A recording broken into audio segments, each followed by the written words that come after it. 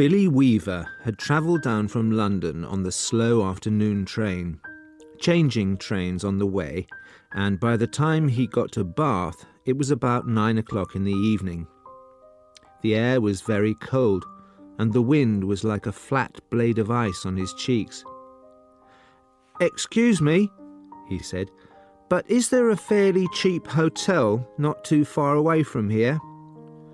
"Try the pub down the road," a man at the station said, pointing. "They might take you in. It's about 1 kilometre along on the other side." Billy thanked him and picked up his suitcase and set out to walk to the inn. He had never been to Bath before. He didn't know anyone who lived there, but his boss at the head office in London had told him it was a splendid city. "Find your own accommodation," he had said, "and then go along and report to the local manager as soon as you've got yourself settled." Billy was 17 years old. He was wearing a new dark blue overcoat, a new brown hat, a new brown suit, and he was feeling fine. He walked briskly down the street.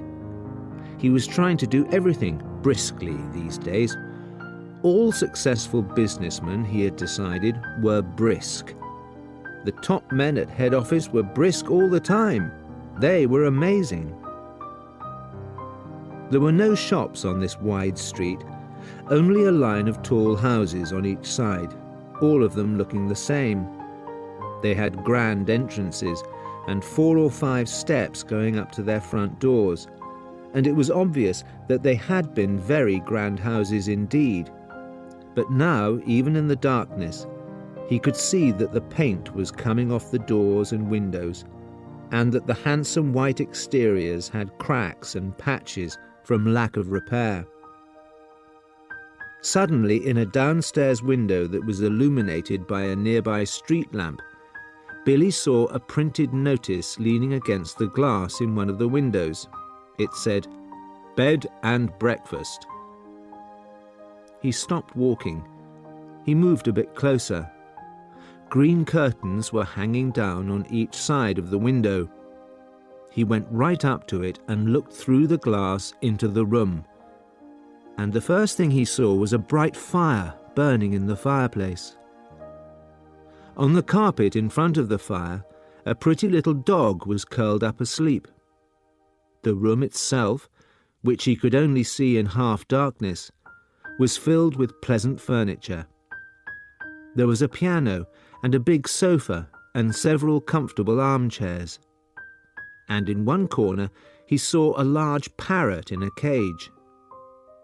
Animals were usually a good sign in a place like this, Billy told himself, and it looked to him as if it would be a pretty decent house to stay in. Certainly it would be more comfortable than a pub. On the other hand, a pub would be more friendly than a guest house. There would be beer and cards in the evenings, and lots of people to talk to, and it would probably be a lot cheaper too.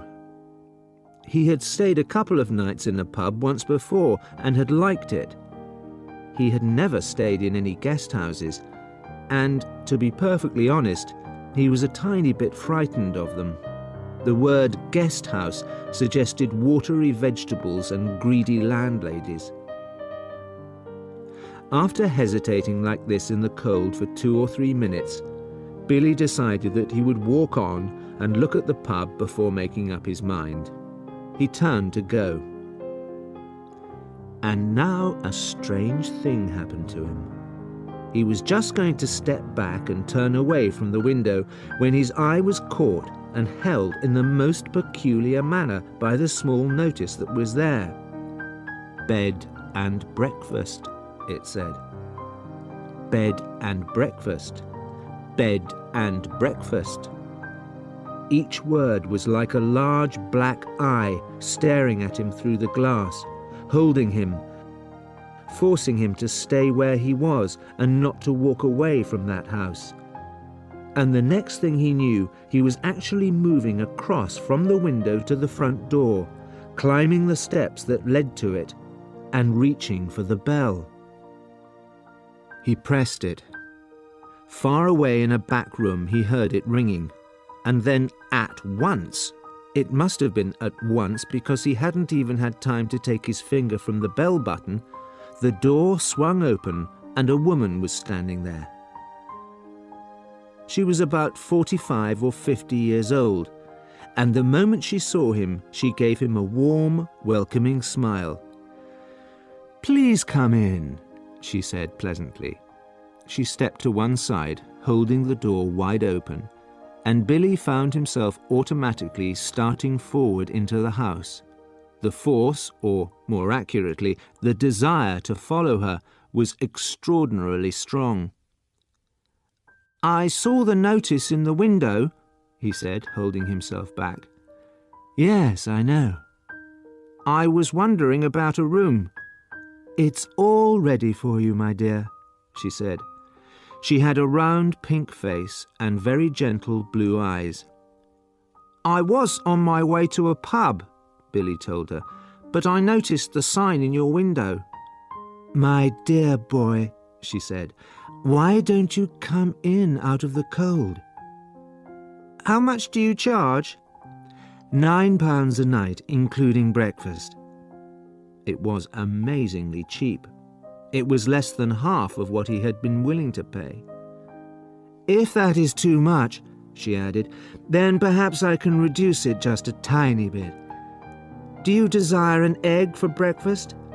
Eggs are expensive at the moment. It would cost less without the egg." £9 is fine," he answered. "I would like very much to stay here." "I knew you would. Do come in." She seemed terribly nice. She looked exactly like the mother of one's best school friend welcoming one into the house to stay for the Christmas holidays. Billy took off his hat and stepped inside. "Just hang it there," she said, "and let me help you with your coat." There were no other hats or coats in the hall. There were no umbrellas, no walking sticks, nothing. "We have it all to ourselves," she said, smiling at him over her shoulder as she led the way upstairs. "You see, I don't very often have the pleasure of taking a visitor into my little nest." The old girl is slightly mad, Billy told himself. But at £9 a night, who cares about that? "I should have thought you'd be simply full of visitors wanting to stay," he said politely. "Oh, I am, my dear, I am. Of course I am. But the trouble is that I am just a tiny bit careful about whom I choose, if you see what I mean." "Ah, yes. But I'm always ready. Everything is always ready, day and night in this house, just in case an acceptable young gentleman comes along. And it is such a pleasure, my dear, when now and again I open the door and I see someone standing there who is just exactly right." She was halfway up the stairs and she paused, turned her head and smiled down at him. "Like you," she added, and her blue eyes travelled slowly all the way down the length of Billy's body to his feet and then up again. On the first floor, she said to him, "This floor is mine." They climbed up more stairs. "And this one is all yours," she said. "Here's your room. I do hope you'll like it." She took him into a small but charming front bedroom, switching on the light as she went in. "The morning sun comes right in the window, Mr. Perkins. It is Mr. Perkins, isn't it?" "No," he said, "it's Weaver." "Mr. Weaver. How nice. I put a hot water bottle between the sheets to warm them, Mr. Weaver. And you may light the gas fire at any time if you feel cold." "Thank you," Billy said. "Thank you very much." He noticed that the bedclothes had been neatly turned back on one side, all ready for someone to get in. "I'm so glad you appeared," she said, looking seriously into his face. "I was beginning to get worried." "That's all right," Billy answered brightly. "You mustn't worry about me." He put his suitcase on the chair and started to open it. "And what about supper, my dear? Did you manage to get anything to eat before you came here?" "I'm not hungry, thank you," he said. "I think I'll just go to bed as soon as possible, because tomorrow I've got to get up rather early and report to the office." "Very well then. I'll leave you now so that you can unpack. But before you go to bed, would you be kind enough to come into the sitting room on the ground floor and sign the book? Everyone has to do that because it's the law, and we don't want to break any laws at this stage in the proceedings, do we?" She gave him a little wave of the hand and went quickly out of the room and closed the door. The fact that his landlady appeared to be slightly crazy didn't worry Billy at all. She was not only harmless, there was no question about that, but she was also quite obviously a kind and generous person. He guessed that she had probably lost a son of her own or something like that and had never recovered from it. So, a few minutes later, after unpacking and washing his hands, he walked downstairs to the ground floor and entered the sitting room. His landlady wasn't there, but the fire was still burning and the little dog was still sleeping in front of it. The room was wonderfully warm and comfortable. "I'm a lucky fellow," he thought, rubbing his hands. "This is great." He found the guest book lying open on the piano, so he took out his pen and wrote down his name and address. There were only 2 other names above his on the page, and, as one always does, he started to read them. One was a Christopher Mulholland from Cardiff. The other was Gregory W. Temple from Bristol. "That's funny," he thought suddenly. Christopher Mulholland. That name sounds familiar. Now, where had he heard that rather unusual name before? Was he a boy at school? No. Was it one of his sister's numerous young men, perhaps? Or a friend of his father's? No. No, it wasn't any of those. He glanced down again at the book. In fact, thinking about it again, he wasn't at all sure that the second name wasn't as familiar to him as the first. Gregory Temple, he said aloud, searching his memory. Christopher Mulholland. "Such charming boys," a voice behind him answered, and he turned and saw his landlady walking into the room carrying the tea tray in front of her.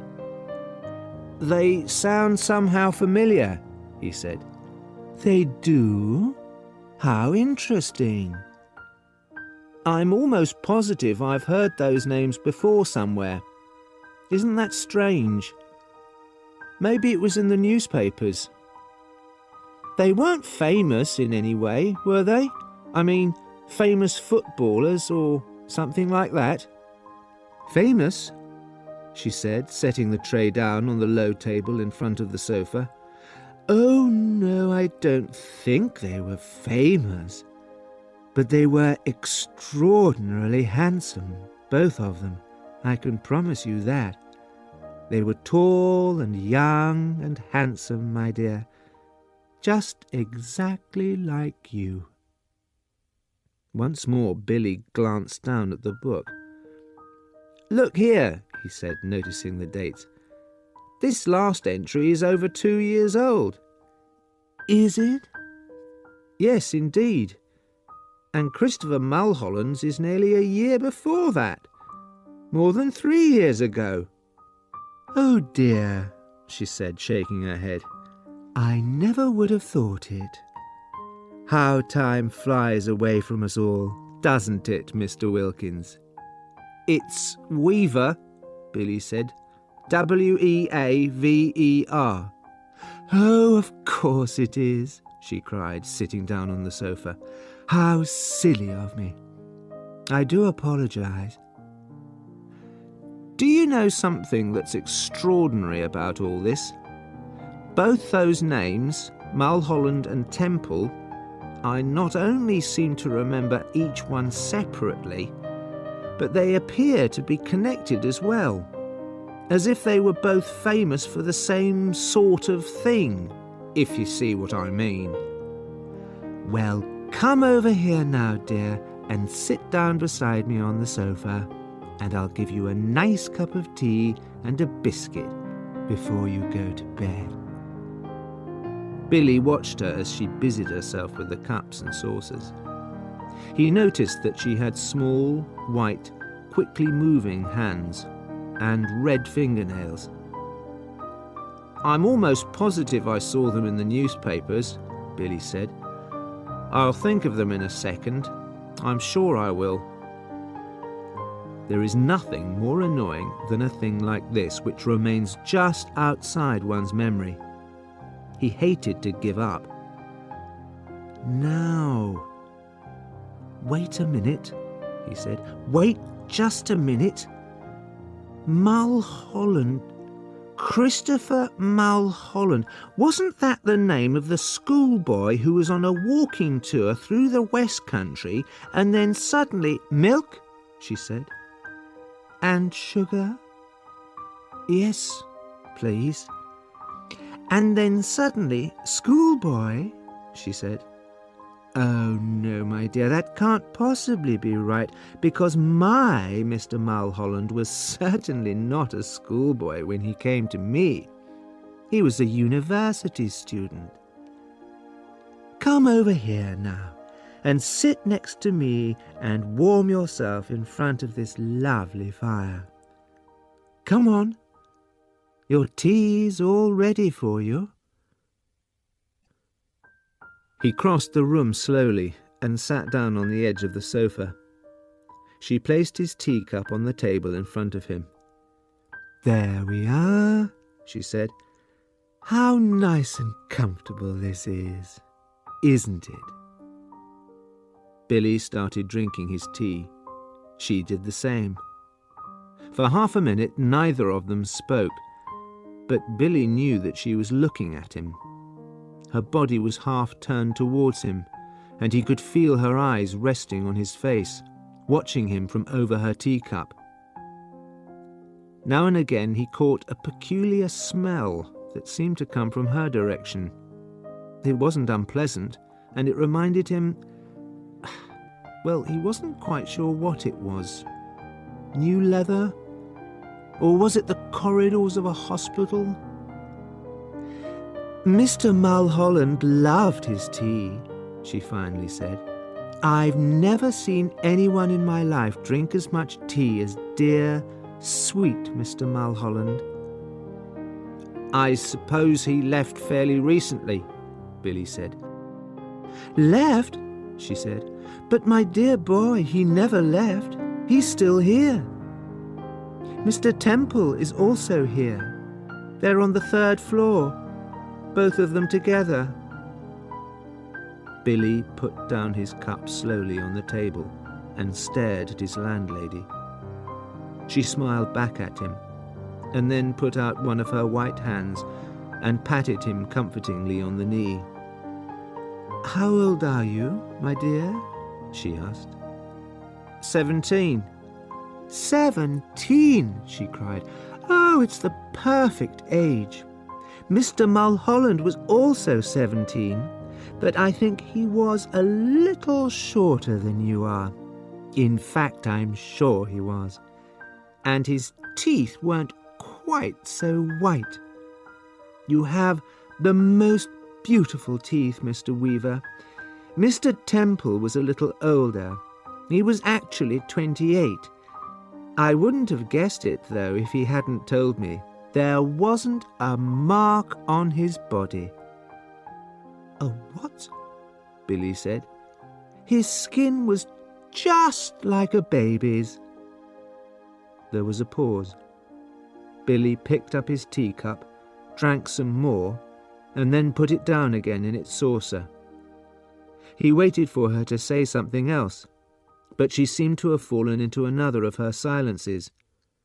He sat there, looking ahead, biting his lower lip. "That parrot," he said at last. "You know something? It completely fooled me when I looked through the window from the street.